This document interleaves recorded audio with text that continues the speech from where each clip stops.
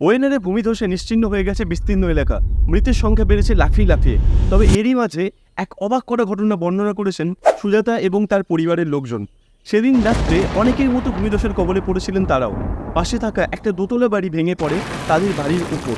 তবে তাদের 5 জনের পরিবার সম্পূর্ণভাবে শেষ হয়ে যেত যদি না একদল হাতি তাদের বাঁচাতো। ঘটনাটা একদম যেন সিনেমা থেকে কেটে আনা হয়েছে। তবে সুজাতা জানাচ্ছেন, সেই বিপর্যয়ের রাত্রে কোনো মতে ভূমিধস থেকে বেঁচে তাদের পরিবার একটা ছোট পাহাড়ের মতো নিরাপদ স্থানে উঠে আসতে গেলে আরেক বিপদ তাদের সামনে আসে।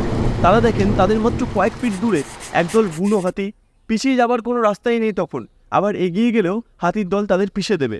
এই ভয়ে ঈশ্বরের কাছে কাতরভাবে প্রার্থনা করতে থাকে তারা। সে রাতের কথা বর্ণনা করতে গিয়ে শিউরে উঠছেন সুজাতা। তিনি জানাচ্ছেন, একদম অন্ধকারের মধ্যে এইরকম প্রাকৃতিক বিপর্যয়, মনে হচ্ছিল সেই হাতিগুলো যেন ভয়ে ততস্থ হয়ে রয়েছে।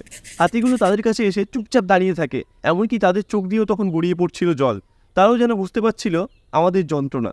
হাত জোর করে হাতির দলের কাছে এই যাত্রায় প্রাণে বাঁচিয়ে দিতে করতে থাকেন কাতর আবেদন। তাদের বিপদের কথা ভেবেই হয়তো আর কোনো ক্ষতি করেনি সেই হাতির দল। সকালবেলায় তাদের উদ্ধার করা হয়, তখন ধীরে ধীরে চলে যায় সেই হাতিরা।